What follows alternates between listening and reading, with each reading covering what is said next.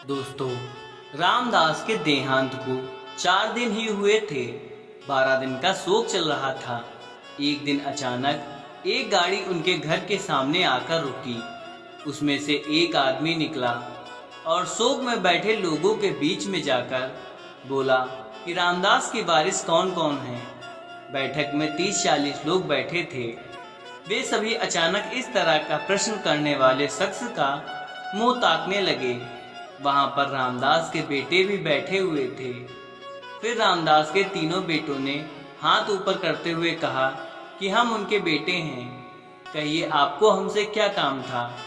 वह व्यक्ति रामदास के तीनों बेटों को गौर से देखता हुआ बोला कि आज से 20 साल पहले तक रामदास मेरे शहर में नौकरी किया करते थे। उस समय उन्होंने मुझसे कुछ रुपए उधार लिए थे। वह रकम ब्याज सहित अब 20 लाख हो चुकी है। आज मैं वह पैसे लेने आया हूँ। उस आदमी के इतना कहते ही वहाँ पर खुसुर खुसुर शुरू हो गई।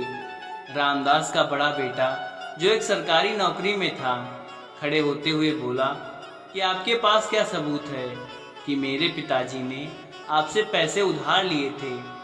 वह आदमी मुस्कुराता हुआ बोला कि मैं एक वकील हूँ, इतना मूर्ख भी नहीं कि बिना सबूत के चला आऊं। मेरे पास रुपए लेन देन का अनुबंध पत्र है, जिस पर तुम्हारे पिता ने अपने हाथों से पूरा विवरण लिख रखा है और अपने हस्ताक्षर भी कर रखे हैं। बड़ा बेटा बोला कि मैं किसी अनुबंध पत्र को नहीं मानता, मुझे तो आप फ्रॉड लगते हो। 20 सालों तक चुप बैठे रहना, फिर पिताजी के निधन के तुरंत बाद आपका अचानक से यहाँ आ जाना, यह सब क्या है। अगर मेरे पिता ने पैसे लिए भी होंगे तब भी वह करार उनके साथ ही खत्म हो गई। मैं यह पैसे देने से साफ इनकार करता हूँ। रामदास का दूसरा बेटा, जो कि ठेकेदार था, वह बिल्डिंग बनाने के काम लिया करता था। वह भी खड़ा होकर बोला कि वकील साहब, आप जिन पैरों से चलकर आए हैं उन्हीं पैरों से वापस चले जाइए। अगर आपको पैसे चाहिए थे तो पिताजी के जीवित रहते ही आते। हमारे पिताजी ने हमें कभी नहीं बताया कि उन पर कोई कर्जा है। वकील बोला कि पहले इसलिए नहीं आया क्योंकि रुपए वसूलने का करार आज के दिन का ही था। रही बात वापस जाने की, तो मैं आपको बता दूं कि मैं यहाँ कोई लड़ाई लड़ने नहीं आया हूँ। यहाँ से चुपचाप चला जाऊँगा। लेकिन अगर आप लोग अपने पिता का कर्ज देने से इनकार करते हो तो मैं कोर्ट का दरवाज़ा खटखटाऊंगा। मगर मेरे रामदास जी के साथ अच्छे संबंध थे। मैं नहीं चाहता कि उनकी मृत्यु के बाद उनकी इज्जत उछाली जाए, इसलिए मैं आप लोगों को कुछ रियायत दे दूंगा। मगर तुम लोग कर्जा देने के लिए हाँ तो कहो। तीनों बेटे चुपचाप रहे। किसी ने भी कर्जा चुकाने की हिम्मत नहीं दिखाई। वकील फिर से बोला कि यहाँ पर तुम्हारे समाज के लोग बैठे हैं, रिश्तेदार भी बैठे हैं। क्या तुम लोगों को अपने पिता की इज्जत प्यारी नहीं है। अचानक रामदास का छोटा बेटा दिनेश खड़ा होकर बोला कि आप सबूत दिखाइए, मैं पिताजी का कर्जा चुकाने के लिए तैयार हूँ।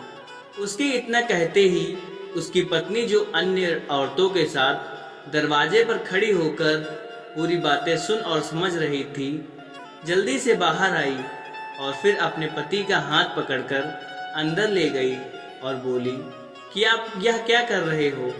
इतनी बड़ी रकम कहाँ से चुका दोगे। हमारे पास 20 हज भी नहीं है। आपके भाई पूरी तरह से संपन्न होकर भी चुपचाप बैठे हैं। फिर आप क्यों अपने ऊपर अपने पिताजी का कर्ज चुकाने का इतना बड़ा बोझ ले रहे हो। दिनेश के पास बस थोड़ी सी जमीन ही थी। वह छोटा मोटा काम करके अपने घर का गुजारा कर लिया करता था। उसी में पति पत्नी किसी तरह से अपनी जिंदगी गुजार रहे थे। दिनेश के दोनों बड़े भाई अच्छे सुखी संपन्न थे और ऐसे आराम से अपनी जिंदगी जी रहे थे। एक भाई की सरकारी नौकरी थी तो दूसरे भाई का भी अच्छा खासा कारोबार था। पिताजी ने अपने जीते जी दोनों को खड़ा कर दिया था और छोटे भाई दिनेश की जिम्मेदारी दोनों बड़े भाइयों को सौंप दी थी, क्योंकि पिताजी की तबीयत खराब रहने लगी थी। लेकिन दोनों भाइयों ने कभी भी अपनी जिम्मेदारी नहीं समझी और अपनी अपनी जिंदगी में मस्त हो गए। ना तो उन्होंने दिनेश को कोई कारोबार कराया और ना ही उसकी कभी किसी प्रकार से आर्थिक मदद की। दिनेश ने भी अपने भाइयों से कभी कोई शिकायत नहीं की। ऊपर वाले ने उसे जिस हाल में रखा वह उसी हाल में मेहनत करके अपनी जिंदगी व्यतीत कर रहा था। बस उसके पिताजी ने जमीन तीनों भाइयों के नाम कर रखी थी, जिससे उनकी थोड़ी मदद हो जाती थी और बस वह जमीन का टुकड़ा ही दिनेश का सहारा था। लेकिन अब वह ना भी उसके नसीब में नहीं बची, क्योंकि आज वह भी जाने वाली थी। दिनेश ने अपनी पत्नी से कहा कि मैं अपनी ज़मीन बेच दूंगा, मगर पिताजी का नाम खराब नहीं होने दूंगा। दिनेश की पत्नी आंखों में आंसू भरकर बोली कि आपकी इसी आदत के कारण हम लोग गरीब हैं। भगवान के लिए इस ज़मीन को मत बेचिए। अगर ज़मीन बिक गई तो हम लोग भूखे मर जाएंगे। उसी के सहारे तो हमारे दिन कट रहे हैं। वह पत्नी के कंधे पर हाथ रखते हुए बोला कि तुमने हर सुख दुख में मेरा साथ दिया है। आज पिताजी की इज्जत का सवाल है। क्या तुम यह चाहोगी कि जीवन भर पूरे गांव के सामने मैं सिर झुकाकर चलूं? तुम हमेशा मुझे सच्चा मर्द कहती हो, फिर आज तुम्हें क्या हो गया? क्यों मुझे नामर्द बनाने पर तुली हो? इतना सुनते ही अचानक पत्नी के तेवर बदल गए। वह गर्व के साथ बोली कि माफ़ कर दो, आप जाओ, पहले परिवार की इज्जत बचाओ। रही बात पेट भरने की, उसके लिए मुझे आपके बाजुओं पर भरोसा है। आप मुझे भूखे पेट नहीं सोने दोगे। फिर दिनेश डबल जोश में वापस बैठक में आ गया। लोग अब भी धीमी आवाज़ में खुसुर फुसुर कर रहे थे। वकील मुस्कुराते हुए बोला कि अब भी पिता का कर्ज चुकाने के लिए तैयार हो या पत्नी ने तुम्हारा पेच कस दिया? दिनेश मुस्कुराते हुए बोला कि वह एक मर्द की पत्नी है। वकील साहब, आप सबूत दिखाइए। मैं कर्ज चुकाने के लिए तैयार हूँ। हाँ, मेरे पास पैसे नहीं हैं, मगर मैं आपको अपने हिस्से की ज़मीन दे दूँगा, मगर पिताजी का कर्ज नहीं रहने दूँगा। वकील ने एक बार फिर दिनेश के बड़े भाइयों की तरफ देखा, फिर कहा कि क्या तुम लोग अपने छोटे भाई का साथ नहीं दोगे? दोनों भाई निर्जन की तरह सिर झुकाकर बैठे रहे। कोई जवाब नहीं दिया। वकील बोला कि आज से 20 साल पहले मैंने और रामदास जी ने मिलकर कुछ शेयर्स खरीदे थे। उस समय उनकी कीमत 50,000 थी। शेयर खरीदते वक्त यह तय हुआ था कि दोनों में से किसी एक की मृत्यु होते ही शेयर बेच दिए जाएंगे और जो रकम मृतक के हिस्से में आएगी वह जीवित हिस्सेदार उसकी योग्य संतान तक पहुंचाएगा। जीवित हिस्सेदार के पास उस समय के हालातों को देखते हुए यह पूरा अधिकार होगा कि वह हिस्से की रकम सभी बेटों में बराबर बांटे या किसी एक को दे दे, यह उसकी मर्जी पर निर्भर करेगा। वकील आगे बोला, क्योंकि मैं ही वह जीवित हिस्सेदार हूँ और मेरे पास वह पूरा अधिकार है कि रामदास जी का वह हिस्सा मैं किसी को भी दे सकता हूँ। इसलिए मैंने कर्जे का नाटक किया।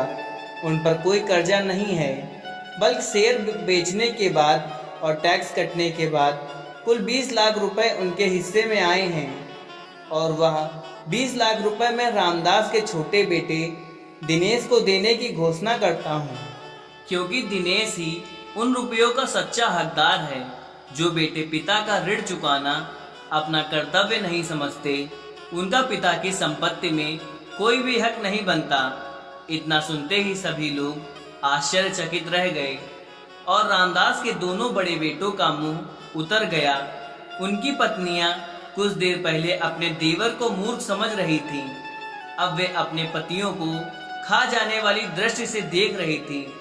वकील के इशारा करते ही उनके दो आदमी दो बड़े बड़े सूटकेस उठा लाए और उन्हें दिनेश को थमा दिया। यह देखकर वहां विराजमान लोगों ने तालियां बजाकर दिनेश का स्वागत किया।